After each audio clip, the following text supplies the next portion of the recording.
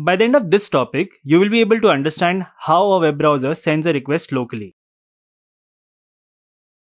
In the previous video, we installed XAMPP on our computer.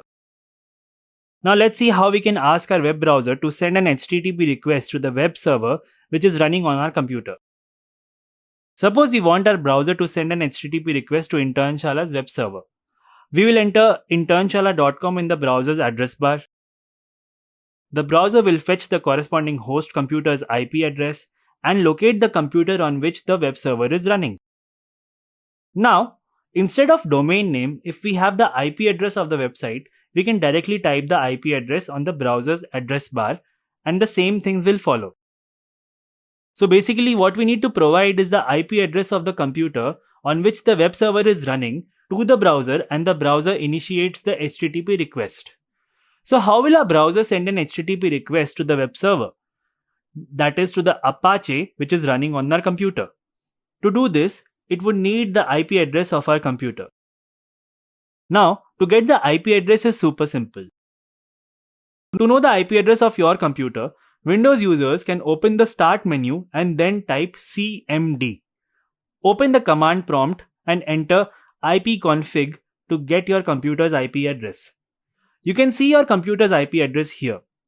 And Linux users can open terminal by pressing Ctrl plus Alt plus T together. Now type ipconfig and press enter. There you go. This is your IP address. Now if you copy this IP address and enter it in the browser's address bar, your browser will send the request to the web server that is running on your computer, and you will be able to see Apache's default web page. Great. This means that you have successfully set up your local development environment, and you should be able to test the web pages that you create locally. If you are unable to view this web page, this means that Apache service is not running on your computer. You need to start the service first and then follow the same steps as we have just discussed. Also, your computer should get an IP only if it is a part of any network. This means that when your computer is not connected to the internet or any other network, it should not have any IP address. A quick question. Suppose you are not connected to any network. Will your browser be able to send an HTTP request to your web server? Yes, because your computer does not need a network to communicate with itself. Surprised with the answer? Let us understand how it happens. Our computer, when it is not connected to any network, always has a default IP address, that is 127.0.0.1.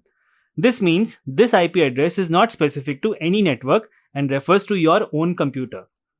My computer, your friend's computer, or any computer in the world will have this default IP address when it is not connected to a network. So, using 127.0.0.1, our browser should always be able to send the HTTP request to our own web server. Please note that earlier in this video, we said that when a computer is not connected to any network, it should not have an IP address. Well, this statement is not entirely true. Even when our system is not connected to any network, it has a default IP address 127.0.0.1, which we discussed moments back. Let's again come back to the default web page which we opened after installing XAMPP. As you already know, the response we get is basically an HTML code that is rendered in a visual format. So let's have a look at the HTML code of this web page. To view the HTML code, right-click anywhere on this web page and select View Page Source. This will open the HTML code in a new tab. We also learned that the web page which is being rendered is locally hosted, which means the source code must be locally present on our computer, and so let's have a look.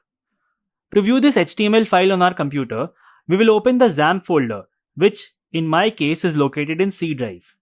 In case you have installed XAMPP in a different drive, you need to locate it accordingly. Here, you can see the htdocs folder. Click on this folder and you will see another folder named as dashboard.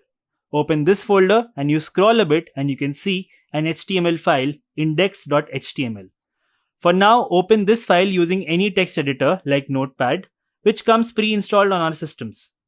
Now if we compare the HTML code of both these files, you can see they are basically the same. This means a web page is nothing but an HTML file that the browser renders and presents in a user-friendly manner. Please note that whenever your browser server receives any HTTP request, it will always search for the request web page in this location. That is c:/zamp/htdocs. And in case there is no web page mentioned, by default it will fetch the index.html file inside the dashboard folder. Also, sometimes you might encounter this error code 404 message.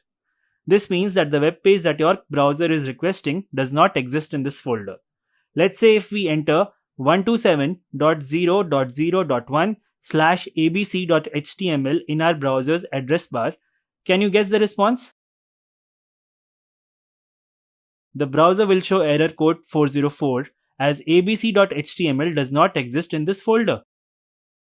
Now, before we end this video, here are some questions that might come into your mind while installing XAMPP. The first question, why are we being specific about the location c:/zamp/htdocs? This is because the web server will look for locally created web pages in this location only. If you save locally created web pages other than this location or move the folder in different locations, the web server won't be able to fetch them. Next question is, why do we install the XAMPP in C drive only? As mentioned, you can install it in any drive, but in the future, when we will create web pages and we need to link them, every time you will need to change the path accordingly. So, to keep things simple, we have kept the installation drive as C. Well, that is all in this video. In the next video, we will install Microsoft Studio Visual Code Editor and will create our first web page.